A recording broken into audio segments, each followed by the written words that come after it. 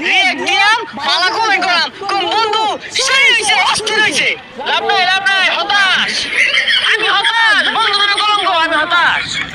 শালা পাগলা ও ছবি লাইন বই রইছি কাম করে বাঁচতাছি না এর আসলে যে কি ছবি ছাড়ে দেখলে খালি হাসি উঠে আর ক্যাপশন গুলো দিলে একটা রিয়েক্ট দিয়ে দিই